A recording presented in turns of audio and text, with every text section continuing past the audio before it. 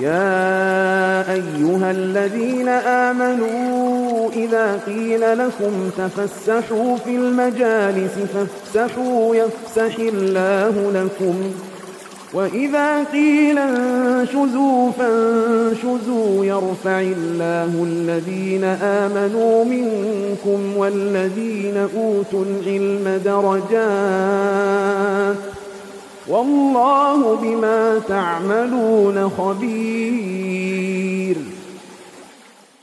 الحمد لله نحمده ونستعينه ونستغفره ونعوذ بالله من شرور أنفسنا وسيئات أعمالنا من يهده الله فلا مضل له ومن يضلل فلا هادي له وأشهد أن لا إله إلا الله وحده لا شريك له وأشهد أن محمدا عبده ورسوله.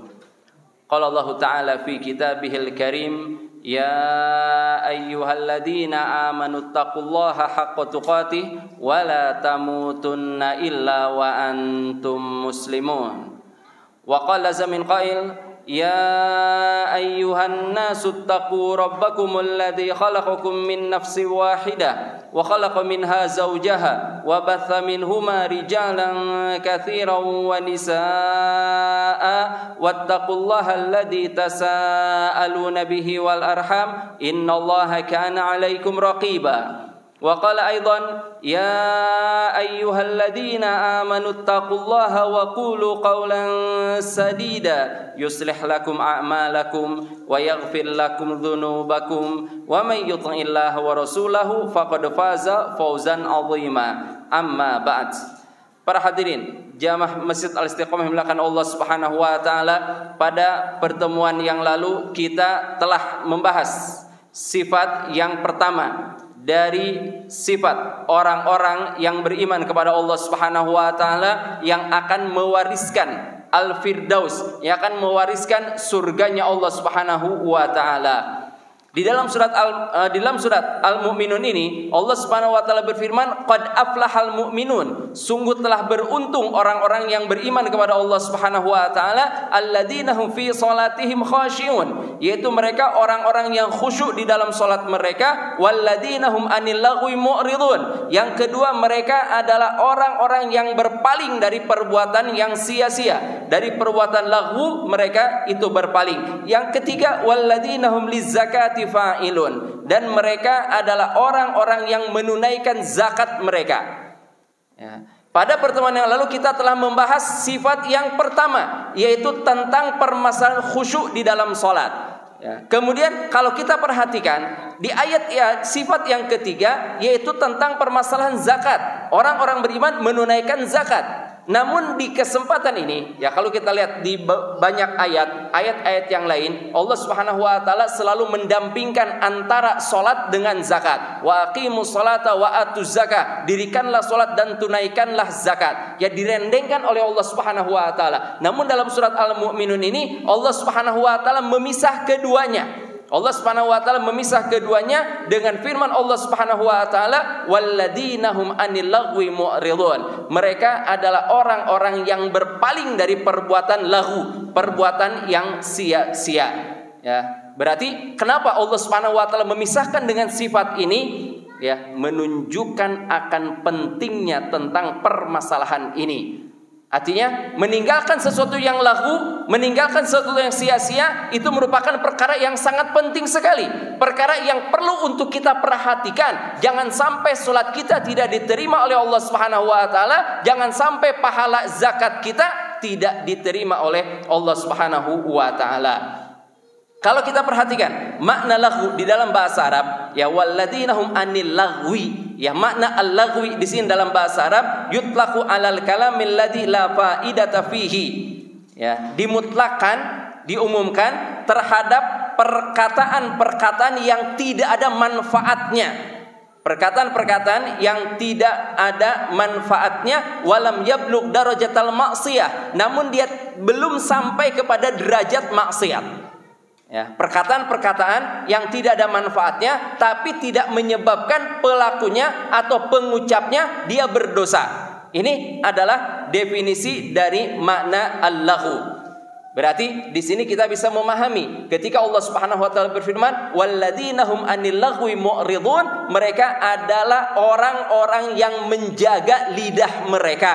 Mereka adalah orang-orang yang menjaga ucapan mereka. Mereka adalah orang-orang yang menjaga perkataan-perkataan yang keluar dari mulut mereka. Walaupun secara umum ya kata laghwu itu adalah perbuatan sia-sia. Orang yang beriman kepada Allah Subhanahu wa taala diperintahkan untuk meninggalkan perkara yang sia-sia, diperintahkan untuk menjauhi perkara yang sia-sia, terutama berhubungan dengan lidah yang ada di mulut ini. Karena lidah ini bukan sesuatu yang perlu kita anggap sepele, ya, tapi sesuatu yang harus kita seriusi. Kenapa? Karena lidah ini bisa menyebabkan seseorang dimasukkan ke dalam surga dan bisa juga menyebabkan seseorang dimasukkan ke dalam neraka jahanam. Di dalam sebuah hadis yang sahih, ya, Nabi kita Nabi Muhammad SAW bersabda, "Innal abda la yatakallamu bil kalimati min ridwanillah la yulqilaha balan."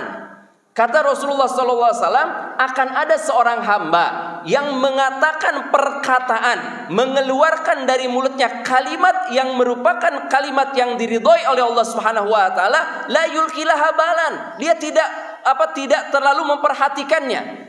Artinya dia tidak menganggap, wah ini perkataan yang sangat baik, wah ini perkataan yang sangat besar sekali. Tidak, ya dia tidak terlalu memperhatikan perkataannya tersebut. Tapi apa kata Rasulullah SAW? Ya, yarfa'ahullahu biha darajat, menyebabkan Allah Subhanahu wa taala mengangkatnya beberapa derajat.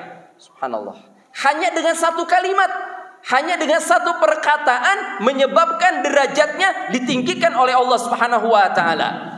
Begitu pula dengan sebaliknya kata Rasulullah, wa innal abda la yatakallamu bil kalimati min sakhatillah. Akan ada juga seorang hamba yang mengatakan perkataan yang merupakan perkataan yang dimurkai oleh Allah Subhanahu wa taala, la yulqilaha balan. Dia tidak mempedulikannya, dia tidak memperhatikannya. Dia menganggap perkataan tersebutlah perkataan yang sepele, yahwi biha fi jahannam. Namun menyebabkan dia dilemparkan ke dalam neraka jahanam. Lidah, ya. Terkadang kita dalam kehidupan kita menganggap sesuatu yang sepele. Nggak apa-apa sekali-sekali berbohong. Nggak apa-apa, ini perkataan yang biasa. Ini semua orang juga mengatakannya. Ini hanya sebagai bahan candaan saja. Hati-hati, ya. Kita tidak bisa dengan mudahnya bercanda, ya, mengatakan perkataan yang akan merugikan kita dalam kehidupan di akhirat kelak. Dalam hadis yang sahih diriwayatkan, ya, ketika akan perang Tabuk, ya, ketika akan perang Tabuk, Rasulullah SAW menganjurkan para sahabatnya untuk bersedekah. Ingat, perang Tabuk, perang yang terjadi di musim panas. Jarak dari Madinah ke Tabuk jarak yang lumayan jauh.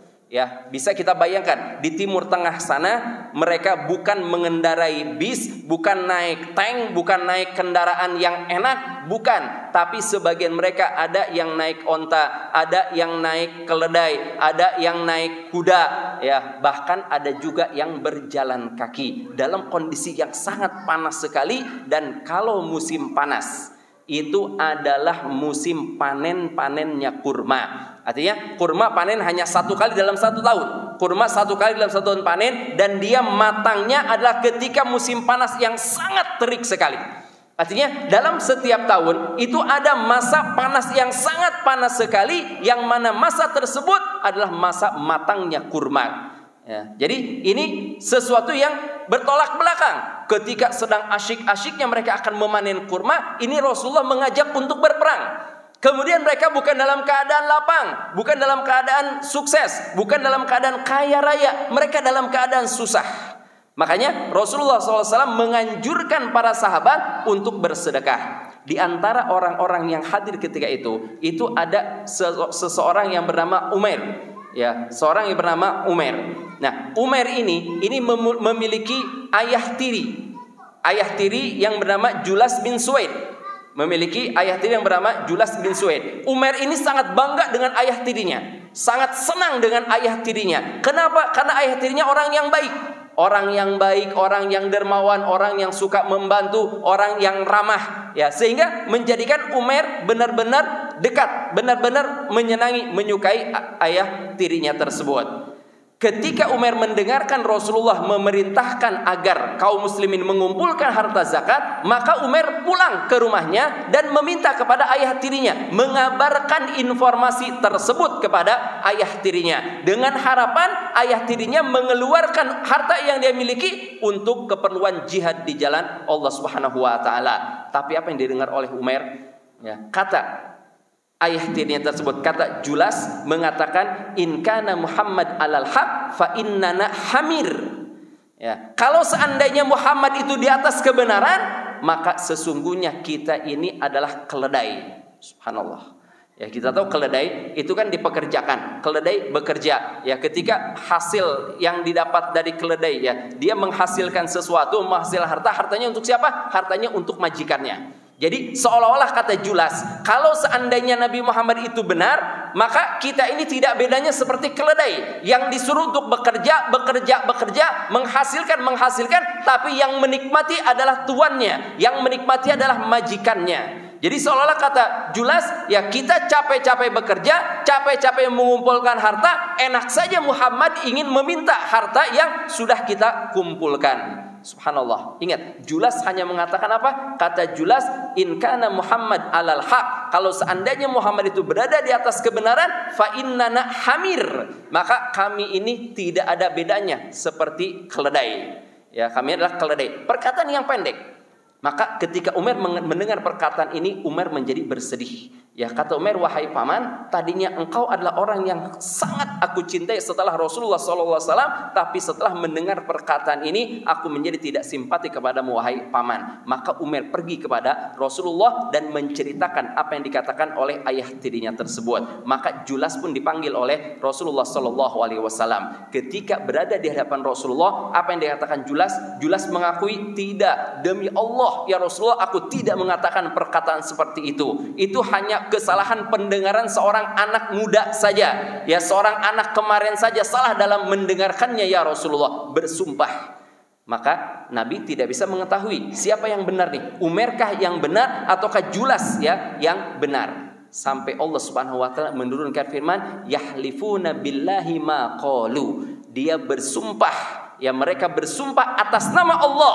Maqalu, mereka tidak mengatakannya. Walaqad qalu kalimatal kufri. Kata Allah, sungguh mereka telah mengucapkan perkataan-perkataan kafir. Ya, wa kafaru ba'da islamihim, dan mereka telah menjadi kufur setelah mereka menjadi seorang muslim. Lihat, hanya perkataan yang pendek, hanya mengatakan kalau seandainya Muhammad di atas kebenaran, maka kami ini seperti keledai. Hanya mengatakan perkataan seperti itu, dikatakan oleh Allah Subhanahu wa taala bahwa dia telah kafir dengan perkataannya tersebut. Jadi lidah, perhatiin, makan Allah Subhanahu wa taala itu adalah sesuatu yang harus kita jaga. Di sini kata Allah Subhanahu wa taala, sifat orang yang beriman yang akan mewariskan surga adalah mereka yang berpaling dari perbuatan-perbuatan yang sia-sia. Ingat, di dalam surga, ya, penghuni surga itu mereka tidak akan mengatakan perkataan-perkataan yang sia-sia. Di dalam surga dijelaskan oleh Allah Subhanahu wa taala, la yasma'una fiha lagwa wa la ta'thima. Orang-orang yang berada di dalam surga, mereka tidak akan mendengarkan perkataan-perkataan yang sia-sia dan tidak juga perkataan-perkataan yang mengandung dosa, illa qilan salaman salama, kecuali hanya ucapan salam saja yang mereka dengarkan. Artinya, ya, berarti orang yang tidak mengucapkan perkataan yang sia-sia, dia orang yang beriman kepada Allah Subhanahu wa taala, dia orang-orang yang akan dimasukkan ke dalam surga oleh Allah Subhanahu wa taala. Oleh karena itu dijelaskan bahwasanya orang yang paling berakal di antara kita, orang yang paling bijak di antara kita, orang yang paling selamat di antara kita, dialah orang yang tidak banyak berbicara kecuali perkataan-perkataan yang diridhoi oleh Allah Subhanahu wa taala. Sebagaimana disabdakan oleh Nabi kita Nabi Muhammad sallallahu alaihi wasallam, inna min husni islamil mar'i tarkuhu ma la ya'nih.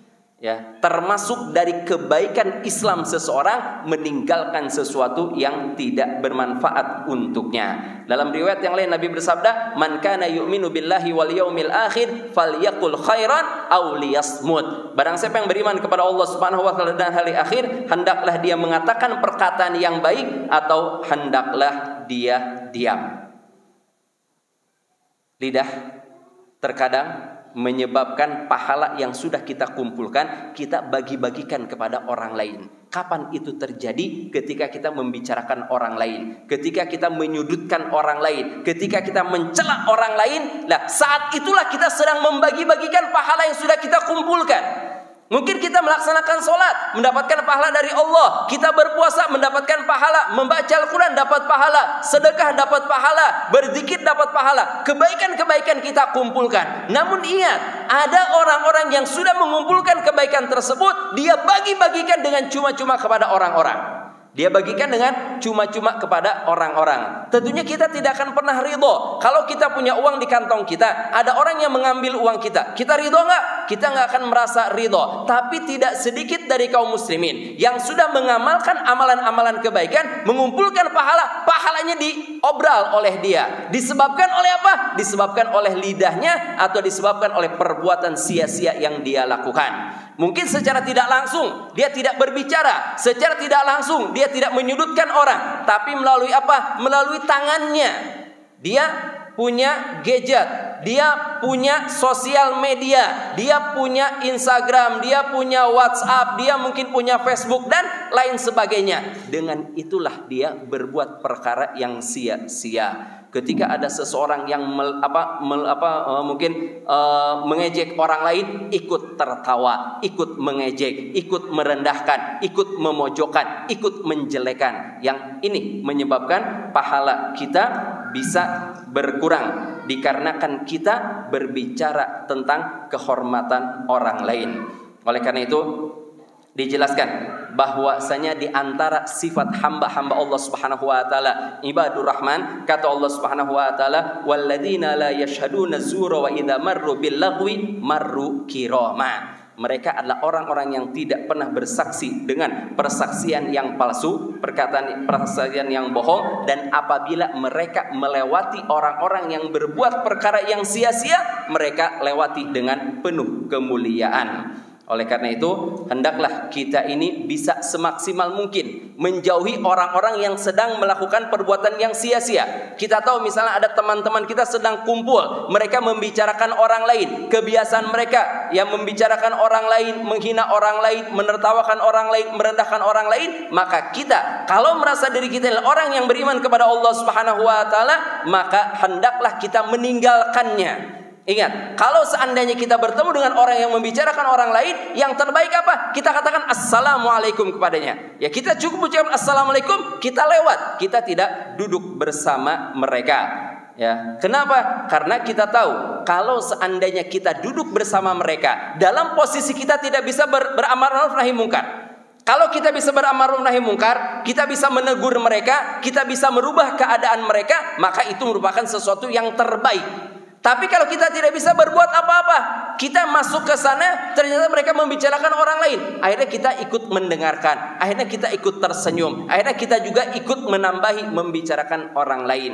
Makanya para ulama menjelaskan, ya, orang-orang yang kumpul bersama, orang yang suka membicarakan orang lain, itu seperti tidak bedanya seperti eksim. Ya, seperti eksim. Kalau kita misalnya ada eksim di tubuh kita, di kulit kita ada eksim. Nah, kalau kita garuk, ya kita garuk apa yang terjadi? Maka dia akan menyebar. Ya, gatal tersebut akan menyebar ke tempat-tempat yang lain. Nah, demikian pula kalau kita ikut ngobrol bersama mereka, maka dosa akan semakin menyebar. Maka pembicaraan akan semakin meluas dan meluas. Yang terbaik apa? Ya, eksim yang terbaik kita obati, sudah selesai. Demikian pula dengan kita. Ketika kita mendapatkan orang-orang membicarakan orang lain, maka yang terbaik kita katakan assalamualaikum. Kita tinggalkan mereka, kita tidak ikut bersama mereka. Ingat, lidah ini segalanya. Lidah itu merupakan penentu keimanan seseorang. Sebagaimana disabdakan oleh Nabi kita Nabi Muhammad SAW, la yastaqimu imanu abdin hatta yastaqima qalbuh. Kata Rasulullah SAW, tidak istiqamah, tidak lurus, tidak senantiasa berada di atas kebenaran iman seseorang sampai istiqamah hatinya. Kalau hatinya istiqamah, maka imannya akan istiqamah. Wala yastaqimu qalbuh hatta yastaqima lisanuh. Kata Rasulullah, dan tidak akan bisa istiqamah hatinya tersebut sampai lidahnya yang istiqamah. Kalau lidahnya istiqamah, maka hatinya akan baik. Kalau hatinya baik, menunjukkan bahwa keimanan dia kepada Allah Subhanahu wa taala itu adalah keimanan yang baik pula. Oleh karena itu, para hadirin jamaah Masjid Al-Istiqomah yang melakukan Allah Subhanahu wa taala, ketika kita mendapatkan ada majlis yang jelek, ada majlis yang buruk, ada majlis yang tidak baik, segera untuk kita tinggalkan. Kalau kita ada di majlis tersebut, paling tidak kita berusaha untuk memperbaiki keadaan, merubah majlis tersebut menjadi majlis yang diridhoi oleh Allah Subhanahu wa taala. Ingat, kita kalau ada majlis tersebut harus ada, ya paling tidak didengarkan firman Allah Subhanahu wa taala, disebut firman Allah Subhanahu wa taala, atau disebut hadis Nabi kita Nabi Muhammad sallallahu alaihi wasallam. Sebagaimana hadis diriwayatkan dari Abu Hurairah bahwasanya Rasulullah sallallahu alaihi wasallam bersabda, "Ma jalasa qaumun majlisan." Ya, tidaklah suatu kaum mereka duduk dalam suatu majlis, lam yadhkurullaha fihi, yang mana di sana mereka tidak mengingat Allah Subhanahu wa taala sedikit pun. Ya, tidak ada ayat dibacakan, tidak ada zikir dibacakan, tidak menyebut kebaikan ya di dalam permasalahan agama, walam yusallu ala nabiyihim, dan mereka pun tidak bersolawat kepada nabi mereka, illa kana alaihim tirah, melainkan mereka akan diliputi dengan kesengsaraan, mereka akan diliputi dengan penyesalan.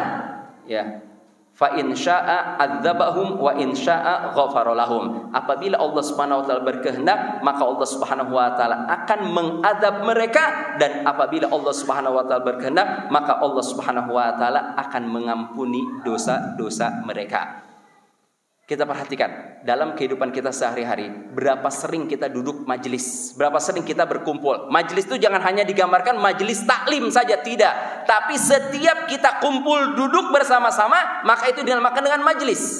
Ya. Jadi jangan lupa, setiap kali kita berkumpul dengan siapapun juga, dengan keluarga kita, dengan teman kita, dengan kerabat kita, dengan teman bisnis kita, jangan lupa selalu sisipkan di sana mengingat Allah Subhanahu wa taala dan menyebut nama Nabi kita Nabi Muhammad sallallahu alaihi wasallam. Ya, paling tidak kita menyebut perkataan-perkataan yang baik. Ada kata insya Allah, semoga Allah memudahkan segala urusan kita. Ya, semoga kita digampangkan oleh Allah Subhanahu wa taala, dilancarkan oleh Allah Subhanahu wa taala. Menyebut, kita mengingat Allah Subhanahu wa taala. Kenapa? Karena kalau seandainya kita ini tidak menyebut Allah, maka ini akan menjadikan penyesalan kita pada hari kiamat kelak. Ya, tirah kata Rasulullah SAW itu akan menjadikan penyesalan. Ingat, perkataan yang keluar dari mulut kita itu ada 3 bagian, terbagi menjadi 3. Ada perkataan yang diridhoi oleh Allah Subhanahu wa taala, ada perkataan yang dimurkai oleh Allah Subhanahu wa taala, dan ada perkara yang tengah-tengah, tidak mendapatkan ridho dan tidak mendapatkan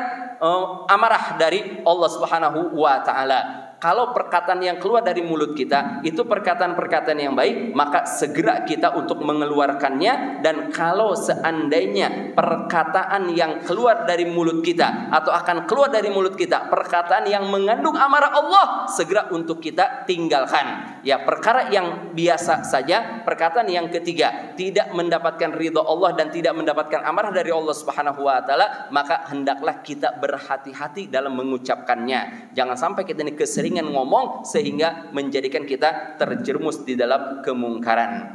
Ingat, perkataan yang terbaik yang keluar dari mulut seseorang adalah perkataan terakhir ketika dia meninggalkan dunia ini. Dalam hadis kata Nabi kita Nabi Muhammad SAW, "Man kana akhiru kalamihi la ilaha illallah dakhalal jannah." Barang siapa yang perkataan terakhirnya, ya sebelum dia meninggal dunia, mengucapkan la ilaha illallah, maka dia akan masuk ke dalam surga. Gampang atau tidak? Secara pikiran kita, mungkin kita ngomong, gampang. Nanti saya kalau akan meninggal dunia, saya akan mengucapkan la ilaha illallah. Ingat, ini enggak gampang. Ini tidak mudah mengucapkan la ilaha illallah ketika kita dalam keadaan sehat walafiat, dalam keadaan nyantai, dalam keadaan segar bugar, gampang kita mengucapkannya. Tapi ketika sakaratul maut, gampang kita mengucapkannya? Enggak gampang kita akan mengucapkannya. Kenapa? Karena manusia akan ditutup sesuai dengan kebiasaan dia dalam kehidupannya sehari-hari.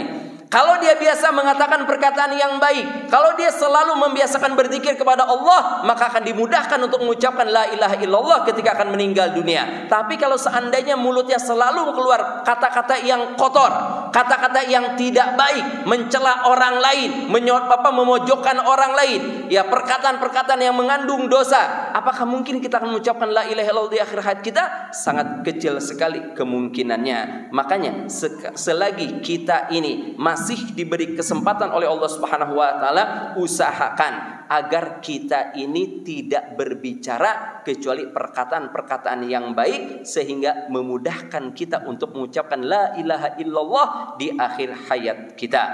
Perkataan ada yang dicintai oleh Allah dan Rasulnya, ada juga yang dimurkai oleh Allah Subhanahu wa taala dan Rasulnya. Kita semua mengaku kita ini sebagai pengikut Nabi Muhammad SAW. Kita semua mengaku kita ingin menjadi pendamping Nabi Muhammad pada hari kiamat kelak di dalam surganya Allah Subhanahu wa taala. Kita lihat gimana caranya agar kita bisa menjadi pendamping Rasulullah. Dalam hadis yang sahih diriwayatkan dari Abi Tha'labah Al-Khushani, qala Rasulullah SAW, inna ahabbakum ilayya wa aqrabakum minni fil akhirati. Ya, kata Rasulullah, sesungguhnya orang yang paling aku cintai di antara kalian dan paling dekat denganku pada hari kiamat kelak, mahasinukum akhlaqan, adalah orang-orang yang paling baik akhlaknya di antara kalian.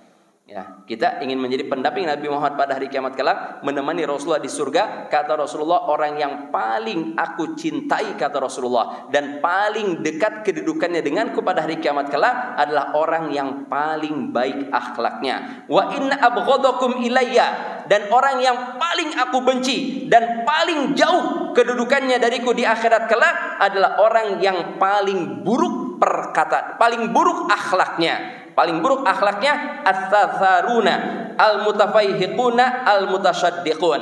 Mereka adalah orang-orang yang banyak ngomong, yang mengatakan perkataan-perkataan yang tidak bermanfaat. Lihat, kata Rasulullah, as-sarsarun disebut orang yang paling banyak ngomong. Paling banyak ngomong apa? Ngomong sesuatu yang tidak bermanfaat. Banyak mengucapkan perkataan-perkataan yang akan memperberat timbangan keburukannya pada hari kiamat kelak. Benar ya, para ilmuwan mengatakan, oh kita ini harus minimalnya 20.000 kata dalam setiap hari keluar dari mulut kita. Silakan ya, tidak ada larangan. Silakan perbanyak perkataan, tapi perkataan yang mana? Ya, dari 3 perkataan, yang mengandung ridha Allah kah, yang mengandung amarah Allah kah, atau perkataan yang sia-sia? Tentu kita berharap perbanyak dengan apa? Dengan perkataan yang akan mengandung ridha Allah Subhanahu wa taala. Ini akan bermanfaat untuk kita. Bayangkan kalau kita misalnya ya setiap hari mengeluarkan 20.000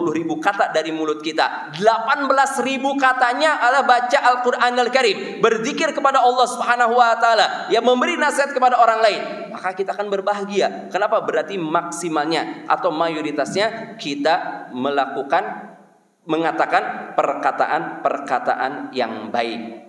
Jangan gampang kita ini menerima informasi kemudian langsung kita menyebarkannya. Mendapatkan kabar dari teman langsung kita menyebarkannya. Jangan. Ya, pastikan dulu ketika kita akan berbicara atau ketika kita akan menyebarkan suatu permasalahan. Dalam hadis yang sahih Nabi kita Nabi Muhammad bersabda, "Innallaha kariha lakum qila wa qala wa kathratus su'al wa idha'atul mal." Kata Rasulullah, sesungguhnya Allah Subhanahu wa taala membenci. Allah Subhanahu wa taala tidak menyukai pada diri kalian qila wa qala, katanya begini, katanya begitu, langsung saja disampaikan, langsung saja diucapkan. Ini yang tidak disukai oleh Allah Subhanahu wa taala. Wa kathratus su'al, banyak bertanya. Ya, banyak bertanya kalau urusan agama dibutuhkan oleh kita, itu suatu yang baik. Tapi banyak bertanya yang tidak ada manfaatnya, ini termasuk yang dimurkai oleh Allah Subhanahu wa taala dan juga menyia-nyiakan harta. Oleh karena itu, para hadirin makan Allah Subhanahu wa taala, ya, apa sih posisi atau yang harus dilakukan oleh seorang muslim ketika dia mendengar perkataan yang sia-sia. Ada perkataan yang sia-sia, ada mungkin orang mencela dia, ada orang yang mungkin menghina dia, ada orang yang mungkin membicarakan dia, ada yang mungkin orang merendahkan dia, ada orang yang mungkin berbohong kepada dirinya. Apa yang harus dia lakukan? Yang pertama kali harus dia lakukan adalah bersabar.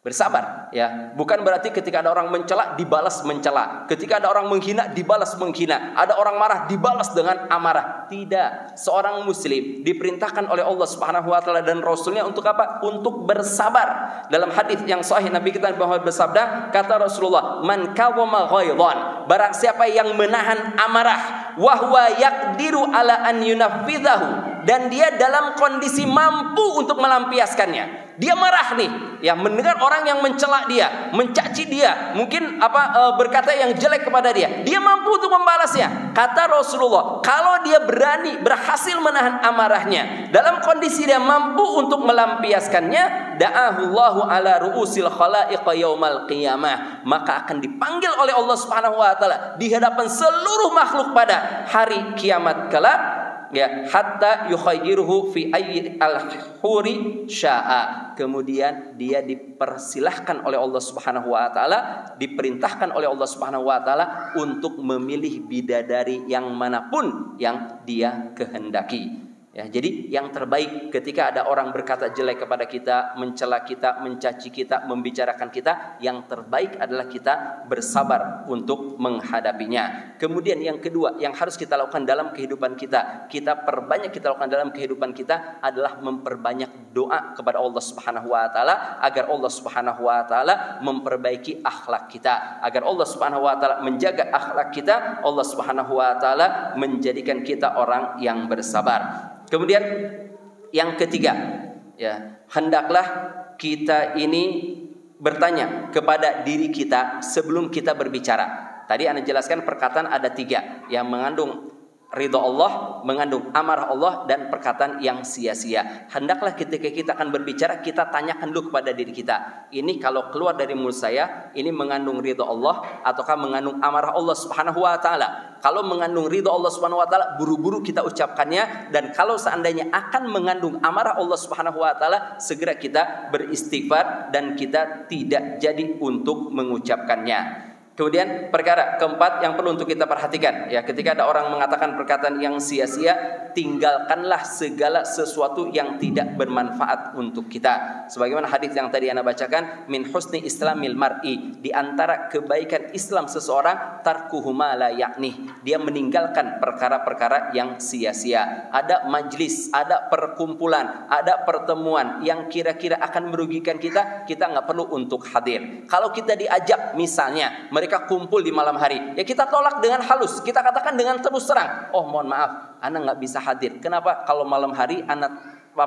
tidurnya terlambat, takut nanti subuhnya kesiangan. Tunjukkan kita sebagai seorang beriman, tunjukkan kekhawatiran kita bukan apa-apa, kekhawatiran kita dikarenakan kita takut lalai dari ibadah kepada Allah Subhanahu wa taala. Kita ingin menjadi orang yang ibadah tepat waktu, kita ingin menjadi orang yang khusyuk dalam beribadah kepada Allah Subhanahu wa taala. Kemudian yang kelima, jangan pernah lupa setiap kali kita melakukan suatu keburukan, suatu kejelekan, suatu yang mengandung maksiat, perbanyaklah amalan-amalan kebaikan. Fa'atmi sayyi'atal hasanah tatamhuha, ikutilah kejelekan dengan kebaikan-kebaikan, yang mana kebaikan ini akan menghapuskan kesalahan-kesalahan yang kita lakukan tersebut. Kemudian yang keenam, yang terakhir, hendaklah perbanyak duduk bersama orang-orang yang soleh. Duduklah, bergaullah bersama orang-orang soleh, orang-orang baik, orang-orang yang akan mengajak kita kepada ketaatan kepada Allah Subhanahu wa taala. Jangan hanya karena kesukuankah, karena kekayaan, karena jabatan, tidak, ya, kita berteman dengan seseorang karena keimanan kepada Allah Subhanahu wa taala. Ingat dalam Al-Qur'an Al-Karim Allah berfirman, al-akhillau yawma idzin ba'duhum li ba'din adu illal muttaqin. Kata Allah Subhanahu wa taala, orang yang bersahabat, ya, orang yang bersahabat dalam kehidupan di dunia, sebagian mereka, ya, pada hari kiamat kelak itu akan menjadi musuh bagi sebagian yang lain, kecuali orang-orang yang bertakwa. Artinya kalau kita berteman dengan seseorang karena ketakwaan kepada Allah Subhanahu wa taala, maka ini akan saling menolong, akan saling membantu.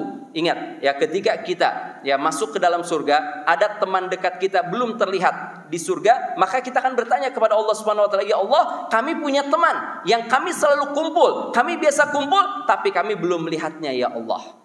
Sehingga teman yang bertakwa ini akan bisa menyelamatkan temannya tersebut kalau dia berada di neraka jahanam, akan dibebaskan dari azab neraka jahanam. Oleh karena itu, para hadirin maka Allah Subhanahu wa taala di surat Al-Mu'minun ayat yang ketiga ini, Allah Subhanahu wa taala berfirman, "Walladzina hum 'anil lagwi mu'ridun." Hendaklah kita ini berusaha semaksimal mungkin meninggalkan perkara-perkara yang sia-sia. Ingat, usia kita tidak panjang dalam kehidupan di dunia ini. Banyak sekali perbuatan-perbuatan sia-sia yang ada di sekeliling kita, terutama apa yang diucapkan oleh mulut kita sehari-hari. Ini yang paling banyak akan kita ucapkan. Ini yang akan kita pertanggungjawabkan pada hari kiamat kelak. Kita berharap mudah-mudahan Allah Subhanahu wa taala menjadikan kita orang-orang yang bisa mengetahui kebenaran itu benar-benar di hadapan kita benar, dan kita dimudahkan oleh Allah Subhanahu wa taala untuk meninggalkannya, dan Allah Subhanahu wa taala menunjukkan kepada kita yang batil itu benar-benar terlihat batil di hadapan kita, dan kita diberi kemampuan oleh Allah Subhanahu wa taala untuk meninggalkannya.